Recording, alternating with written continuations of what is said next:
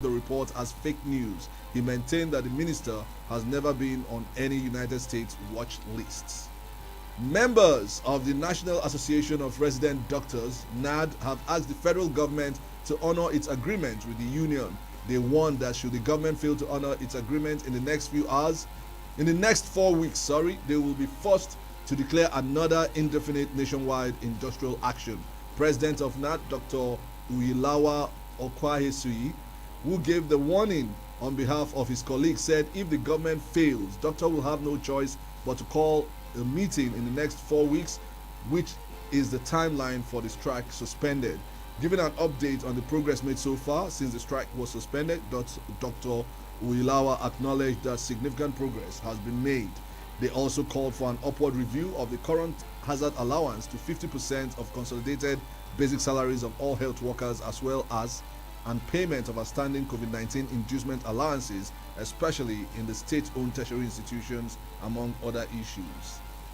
Governor Hope Uzodinma has assured the northern community residing in the state of adequate security. The governor disclosed this during the meeting he had with the leadership of the northern community led by Adamu Baba Sule at the government house Owerri. Speaking during the visit, the leadership of the northern community said they had come to pay a solidarity visit to Governor Uzodinma and to solicit his continued support to them in the face of recent pockets of insecurity in the state. Responding, Governor Hope said, as taxpayers in the state, every protection and support given to those from Imo State will also be given to all northerners in the state. He said the government had taken note of the development in their habitation and assured them of enhanced security. He applauded the leadership of the northern community for their maturity and understanding of the events happening in Imo State of late, adding that development had nothing to do with herdsmen but the conspiracy of some greedy political leaders from the states.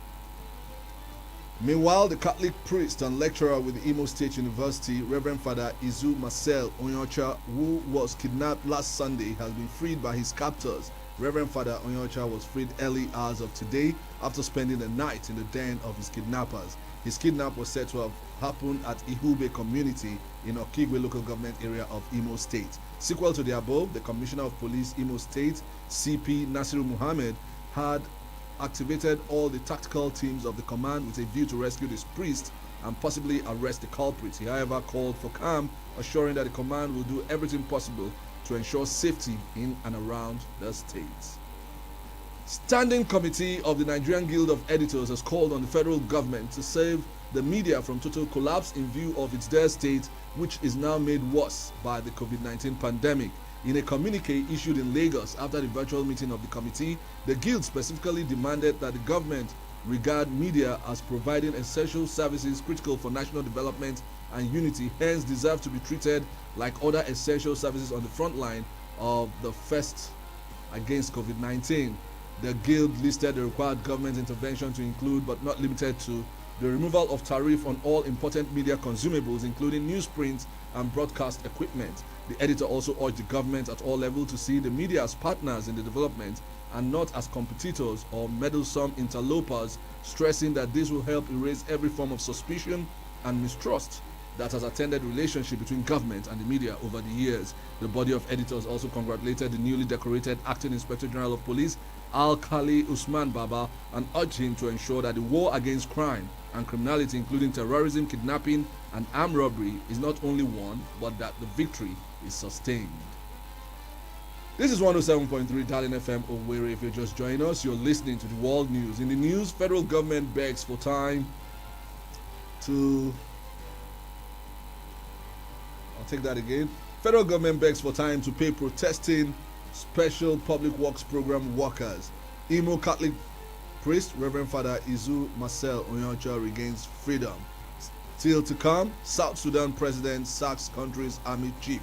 Still ahead is business report. Stay tuned. Missed any of the developing stories during the week? Do you want to get up to speed with the news? Tune in to the People's Radio 107.3 Darling FM at noon every Saturday for the Week in Review. The Week in Review, reminding you of the week's stories today.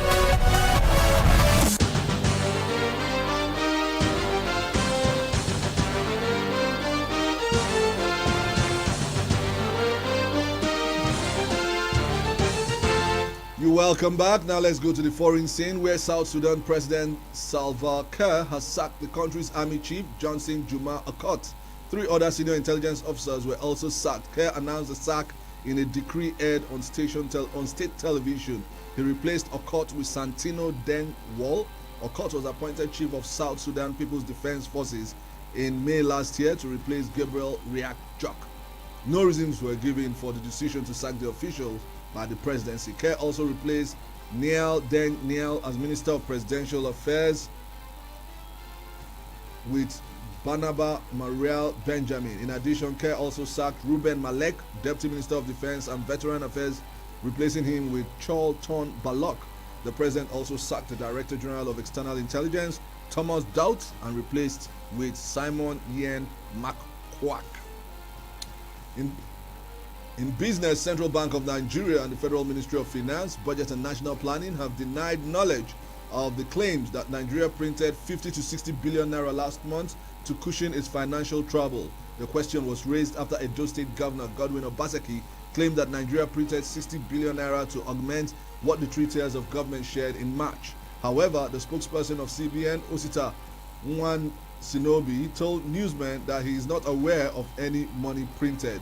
Similarly, the Federal Ministry of Finance, Budget and National Planning said questions on the matter should be directed to Governor Obaseki. And that's the world news as produced by Ezine Gloria Alozie. COVID-19 is real. Observe all health protocol. Protect yourself and protect others. I am Zandas, Okeke Otigba. News update is at 5 p.m. Good afternoon.